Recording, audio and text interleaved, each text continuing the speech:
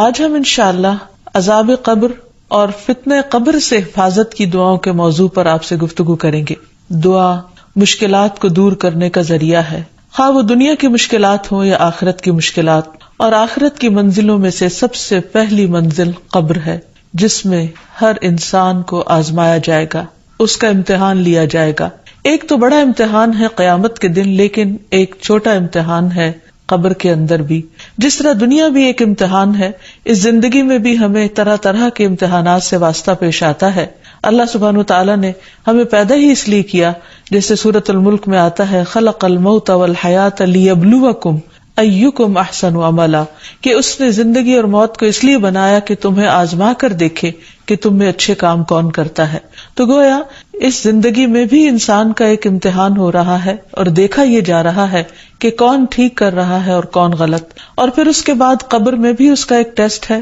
3 اہم سوال اس سے کیے جائیں گے، اور اس میں جو کامیاب ہوگا اسی کے لیے قبر جنت کے ٹکڑوں میں سے ایک ٹکڑا بن جائے گی، اور پھر قبر سے اٹھائے جانے کے بعد قیامت کے دن پھر اس کا حساب ہوگا، اور وہ اصل حساب ہے۔ اس کے بعد اس کے لیے ہمیشہ ہمیشہ کی یا راحتیں ہیں یا عذاب ہیں، اس کا فیصلہ کر دیا جائے گا۔ تو اس لیے انسان کو عمل کے ساتھ ساتھ اللہ سبحانہ وتعالیٰ سے دعا کرتے رہنا چاہیے، تاکہ وہ ہر طرح کی مشکلات سے نجات پا سکے اور ہر امتحان میں کامیاب ہو سکے، ہاں وہ دنیا کا ہے یا آخرت کا ہے۔ اللہ سبحانہ وتعالیٰ اسی دعا کے ذریعے اپنے بندوں کو ہر طرح کی بے چینیوں اور کرب سے نجات دیتے ہیں، جیسا کہ قرآن مجید میں آتا ہے وَنُوحًا إِذْ نَادَى مِن قَبْلُ فَاسْتَجَبْنَا لَهُ فَنَجَّيْنَاهُ وَأَهْلَهُ مِنَ الْكَرْبِ الْعَظِيمِ، اور نوح کو بھی ہم نے اپنی رحمت میں داخل کیا علیہ السلام، جب اس نے اس سے پہلے پکارا تو ہم نے اس کی دعا قبول کر لی،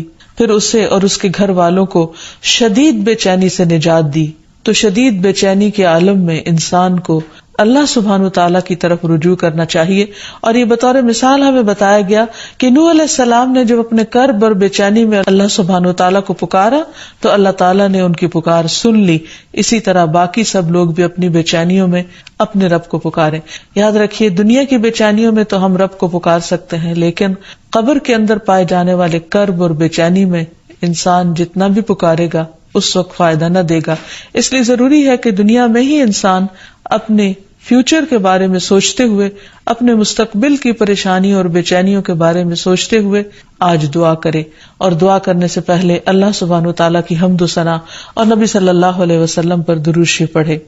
جہاں تک قبر کا تعلق ہے تو قبر آخرت کی منزلوں میں سے سب سے پہلی منزل ہے، اور قبر سے زیادہ ہولناک منظر کوئی نہیں۔ رسول اللہ صلی اللہ علیہ وسلم نے فرمایا قبر آخرت کی پہلی منزل ہے، اگر وہاں نجات مل گئی تو بعد کے سارے مراحل آسان ہو جائیں گے، اور اگر وہاں نجات نہ ملی تو بعد کے سارے مراحل دشوار ہو جائیں گے، یعنی مشکل ہو جائیں گے۔ رسول اللہ صلی اللہ علیہ وسلم نے یہ بھی فرمایا کہ اللہ کی قسم میں نے جتنے بھی مناظر دیکھے ہیں، جتنے سینز دیکھے ہیں، قبر کا منظر ان سب سے زیادہ ہولناک ہے، خوفناک ہے۔ اور ویسے بھی انسان اگر امیجن کرے کہ زمین کے اندر ویرانے میں، قبرستان میں کئی فٹ زمین کے اندر نیچے اندھیری کوٹھڑی، جس میں انسان کا لحاف بھی مٹی ہے اور اس کا بچھونا بھی مٹی ہے، اور وہاں کسی قسم کی کوئی لائٹ بھی نہیں، کوئی پنکھا نہیں، کچھ بھی نہیں، تو وہ کیسا منظر ہوگا۔ تو نبی صلی اللہ علیہ وسلم نے سچ فرمایا کہ میں نے اس سے زیادہ ہولناک منظر کوئی اور نہیں دیکھا۔ پھر اسی طرح یہ ہے کہ جیسے دنیا میں انسان خوشی اور غم دیکھتا ہے، قبر میں بھی انسان کو یا خوشی ہوتی ہے یا غم ہوتا ہے، اور وہاں کا عذاب بھی برحق ہے اللہ کے نافرمانوں کے لیے، مجرموں کے لیے۔ اس سلسلے میں ایک حدیث آتی ہے کہ ایک یہودی عورت حضرت عائشہ رضی اللہ تعالیٰ عنہا کے پاس آئیں اور اس نے عذاب قبر کا ذکر چھیڑ دیا اور کہا کہ اللہ تجھے عذاب قبر سے محفوظ رکھے۔ اس پر حضرت عائشہ رضی اللہ تعالیٰ عنہا نے رسول اللہ صلی اللہ علیہ وسلم سے عذاب قبر کے بارے میں دریافت کیا۔ آپ نے اس کا جواب دیا کہ ہاں عذاب قبر حق ہے، یعنی واقعی ہے۔ تو حضرت عائشہ نے بیان کیا کہ پھر میں نے کبھی ایسا نہیں دیکھا کہ آپ صلی اللہ علیہ وسلم نے کوئی نماز پڑھی ہو اور اس میں عذاب قبر سے اللہ کی پناہ نہ مانگی ہو، یعنی ہمیشہ آپ صلی اللہ علیہ وسلم ہر نماز میں اللہ سبحانہ وتعالیٰ سے دعا کرتے کہ وہ عذاب قبر سے محفوظ رکھیں۔ اسی طرح ایک اور موقع پر نبی صلی اللہ علیہ وسلم اپنے صحابہ کے ساتھ بنو نجار کے باغ سے گزر رہے تھے تو اچانک وہ گدھا بدک گیا، جس پر آپ سوار تھے تو قریب تھا کہ وہ آپ کو نیچے گرا دے. تو آپ صلی اللہ علیہ وسلم نے پوچھا کہ یہاں اس جگہ پر کیا ہے؟ تو پتا چلا کہ یہاں دور جاہلیت کے لوگوں کی قبریں ہیں. تو آپ صلی اللہ علیہ وسلم نے جب پوچھا کہ یہ لوگ کب مرے تو عرض کیا گیا کہ یہ لوگ شرک کی حالت میں مرے تھے. تو آپ نے فرمایا کہ ان لوگوں کو ان کی قبروں میں عذاب ہو رہا ہے. اگر مجھے یہ خیال نہ ہوتا کہ تم لوگ اپنے مردوں کو دفنانا چھوڑ دو گے تو میں تمہیں یہ عذاب اس وقت سنواتا، یعنی اللہ تعالیٰ سے دعا کرتا کہ تمہیں قبر کے عذاب کو سنوا دے جسے میں سن رہا ہوں. پھر آپ صلی اللہ علیہ وسلم ہماری طرف متوجہ ہوئے اور فرمایا تم لوگ دوزخ کے عذاب سے اللہ کی پناہ مانگو. صحابہ نے عرض کیا ہم دوزخ کے عذاب سے اللہ کی پناہ مانگتے ہیں. پھر اسی طرح آپ نے فرمایا کہ تم قبر کے عذاب سے اللہ کی پناہ مانگو. تو صحابہ نے عرض کیا نعوذ باللہ من عذاب القبر، کہ ہم قبر کے عذاب سے اللہ کی پناہ مانگتے ہیں، یعنی اللہ تعالیٰ ہمیں اس سے محفوظ رکھے. تو بہرحال قبر کی نعیم و راحت کو حاصل کرنے کے لیے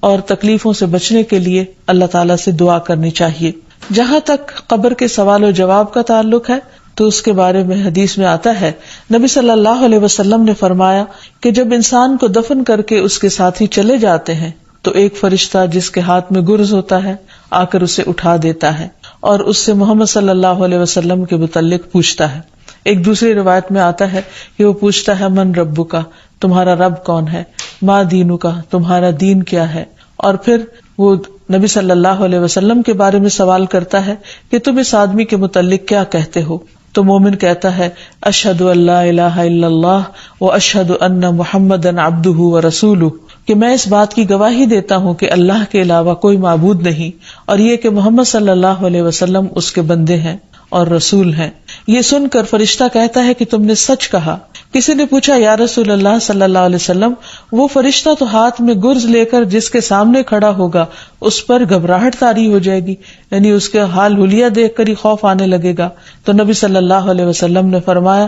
اللہ ایمان والوں کو کلمہ توحید پر ثابت قدم رکھتا ہے، جس کا ذکر سورۃ ابراہیم میں بھی آتا ہے یثبت اللہ الذین آمنوا بالقول الثابت فی الحیات الدنیا وفی الآخرہ. اللہ قول ثابت کے ذریعے دنیا اور آخرت میں اپنے بندوں کو ثابت قدم رکھتا ہے، یعنی کلمہ طیبہ کے ذریعے. یعنی جو شخص سچے دل سے دنیا میں لا الہ الا اللہ کہتا ہے اللہ سبحانہ وتعالیٰ قبر میں بھی اس کو اللہ تعالیٰ کی وحدانیت کے اقرار کے لیے اس کلمے کو یاد کرا دیں گے، اور انسان کے اوپر وہ وحشت پھر طاری نہیں ہوگی بلکہ مومن اپنی قبر میں پرسکون ہوگا. نبی صلی اللہ علیہ وسلم نے فرمایا اگر مرنے والا نیک آدمی ہو تو فرشتے اسے اس کی قبر میں اس طرح بٹھاتے ہیں کہ اس پر کوئی خوف اور گھبراہٹ نہیں ہوتی. ویسے بھی قرآن مجید میں آتا ہے الا ان اولیاء اللہ لا خوف علیہم ولا هم یحزنون، خبردار اللہ کے دوستوں کو نہ کوئی خوف ہے اور نہ غم ہوگا. پھر اسی طرح یہ ہے کہ قبر میں ہی انسان کو جنت کا لباس اور خوشبو ملتی ہے. جب مومن درست جواب دیتا ہے تو ایک آواز لگانے والا آواز لگاتا ہے کہ میرے بندے نے سچ کہا، پس اس کے لیے جنت کا بستر بچھا دو، اس کے لیے جنت میں ایک دروازہ کھول دو، اسے جنت کے کپڑے پہنا دو. پھر جنت کی ہوا اور خوشبو اس کے پاس آتی ہیں اور اس کی قبر حد نگاہ تک کشادہ کر دی جاتی، یعنی کھلی کر دی جاتی ہے. جنت کے دروازوں میں سے ایک دروازہ کھول کر اسے اس کی آخری قیام گاہ یعنی جنت میں اس کا جو گھر ہے وہ دکھا دیا جاتا ہے اور اسے بتایا جاتا ہے کہ یہ ہے وہ جگہ جو اللہ سبحانہ تعالیٰ نے تمہارے لیے تیار کر رکھی ہے. یعنی قیامت کے دن جب تم اٹھو گے اور اپنے حساب کتاب سے فارغ ہوگے تو آخر میں تمہارا مقام یا گھر یہ ہوگا. تو اس سے اس کی خوشی میں اور زیادہ اضافہ ہو جاتا ہے. لیکن اس کے برعکس جو شخص اس امتحان میں فیل ہو جاتا ہے اس کے لیے جہنم کے دروازوں میں سے ایک دروازہ کھول کر اس کو جہنم کا ٹھکانہ دکھا دیا جاتا ہے. پھر اسی طرح یہ ہے کہ انسان کی قبر وسیع اور روشن کر دی جاتی ہے. ابو ہریرہ سے روایت ہے کہ رسول اللہ صلی اللہ علیہ وسلم نے فرمایا مومن شخص اپنی قبر میں سبز باغیچے میں ہوتا ہے تو اس کے لیے اس کی قبر کو 70 ہاتھ کشادہ کر دیا جاتا ہے اور اس کے لیے 14ویں کے چاند کی طرح روشنی کر دی جاتی ہے. یعنی ایک خوبصورت منظر ہوتا ہے جیسے 14ویں رات کو ہوتا ہے، اور اس کا وہاں جتنا بھی قیام ہوگا یعنی ایسے بندے کا جو قبر کے امتحان میں پاس ہو گیا وہ بہت ہی سکون اور امن اور خوشی میں اور خوشنما منظر میں اور خوشنما اور بہترین گھر پہ ہوگا. تو اس سے پتہ یہ چلتا ہے کہ جو شخص ایمان کے ساتھ عمل صالح کرتے ہوئے دنیا سے رخصت ہوگا، ایمان پر ہی اس کا خاتمہ ہوگا اور وہ قبر کے امتحان میں کامیاب ہو جائے گا، اس کے لیے قبر کو کچھ